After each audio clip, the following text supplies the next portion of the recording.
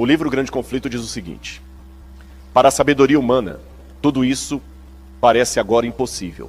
Mas ao ser retirado dos homens o Espírito de Deus, o qual tem o poder de reprimi-los, e ao ficarem eles sob o ataque de Satanás, que odeia os preceitos divinos, onde acontecer coisas estranhas. Quando o amor e o temor de Deus são removidos, o coração pode tornar-se muito cruel. Irmãos, eu também tenho medo do que está por vir. Eu não tenho vergonha de confessar isso para a igreja. Mas também estou assustado com a crise que aguarda o povo de Deus. Muito assustado. E eu não tenho vergonha de falar para os irmãos visitantes que estão aqui que uma grande parte dos adventistas do sétimo dia, é com lamento que eu digo isso, mas eu não vou mentir para vocês, classe numerosa. Eu não posso dizer quem é quem, porque, como eu falei na parábola do joio e do trigo, o meu papel é crescer e dar fruto, não é saber quem é quem. Mas pela profecia, eu sei que uma grande parte vai pular para as fileiras do adversário. Eles chegaram a ver as coisas quase sob a mesma luz. Mas em chegando a provação, too much for them. Foi muito para eles. Não porque Deus deu uma carga maior do que eles podiam suportar. Não. É porque eles passaram a vida inteira brincando de salvação. E não estão preparados para o conflito. As coisas de Deus sempre Ele deixa para depois. Ele não quer se comprometer. Ele não quer arriscar. Ele não quer ficar mal na fita. Eu não posso apontar o dedo para ninguém aqui. Porque se eu fizesse isso, eu estaria pecando perante Deus. Mas eu posso implorar para a igreja que está me assistindo aqui e virtualmente. Ainda que seja verdade que uma classe numerosa vai pular para as fileiras do adversário, que você não esteja nessa classe. Eu sou muito cavalheiro, minha esposa sabe disso. Eu me sinto mal, por exemplo, se eu estiver andando e ela estiver atrás. Eu não faço só na fita, não é. Eu tenho muitos defeitos, mas eu tenho minhas virtudes também. Eu abro a porta do carro. Eu carrego o peso. Mas só tem uma coisa que ela não espere que eu dê a frente para ela: o reino dos céus. Lá você vai ter que entrar sozinho, com Jesus. Mas eu digo em termos. E não entregue o reino por causa do seu filho, do seu cônjuge, por causa do seu namorado, por causa do seu emprego. Essa crise vai vir, já sabe por quê? Porque hoje todo mundo está igual.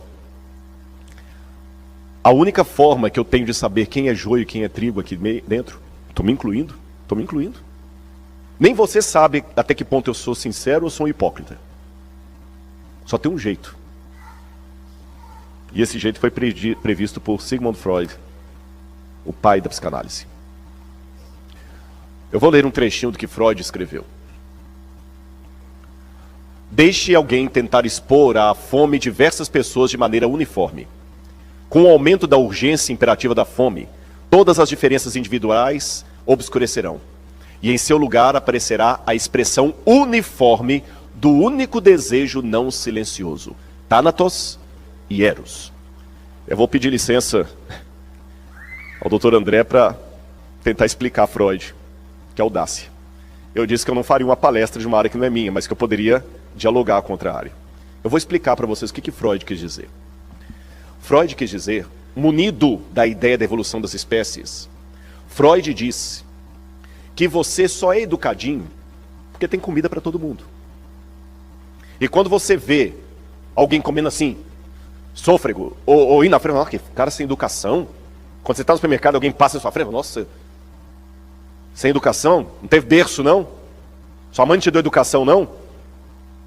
Segundo Freud, essa diferença entre os educados e os mal educados só existe porque os educados têm comida bastante para eles.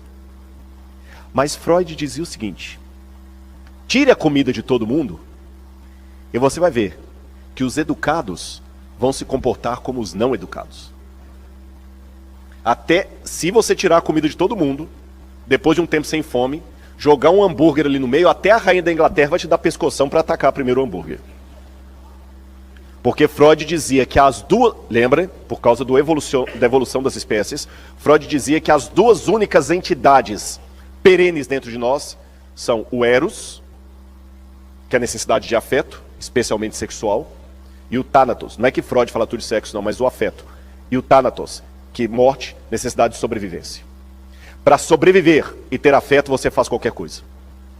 É por isso que um homem excitado estupra primeiro para pensar depois. É por isso que uma pessoa com fome, ele mata primeiro para pensar depois. Freud disse.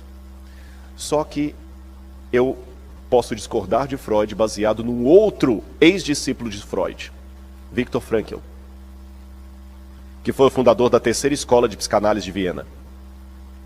Viktor Frankl falou o seguinte: o que o Dr. Freud falou, sentado nas poltronas de veludo vitorianas, foi bonitinho para a imaginação dele.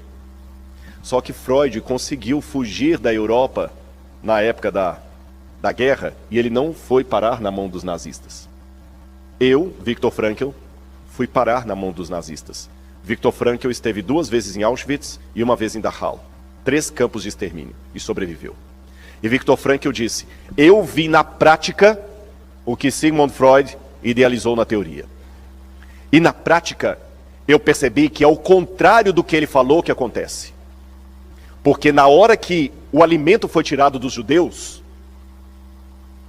alguns se tornaram santos. Porque eu vi muitos judeus morrendo de fome para dar o seu pão para alguém que estava mais doente. Eu vi judeu entregando o seu cobertor para aquecer um outro que estava com febre e ele mesmo ficou com frio. Eu vi judeu se voluntariando a ser enforcado no lugar do outro. Mas eu também vi judeus se prostituindo a troco de um pedaço de batata. Eu vi judeu entregando o seu irmão judeu apenas para ganhar as botas dele depois que ele fosse enforcado. Então, diferente do que Freud falou, quando a escassez acontece, não é que todo mundo fique igualado no teor animalesco. Quando a escassez acontece, disse Viktor Frankl, muitos se tornam santos e outros se tornam porcos. Antes da guerra, todos os judeus eram judeus. Com a sua feira, com sua loja, com a sua sinagoga. Mas no campo de extermínio, alguns judeus se tornaram santos. Outros se tornaram porcos. Quando a perseguição vier sobre o povo de Deus, alguns aqui dentro se tornarão santos. Outros se tornarão porcos. Eu não sei contra você, mas eu imploro a graça de Deus sobre a minha vida, porque eu quero estar do lado da luz.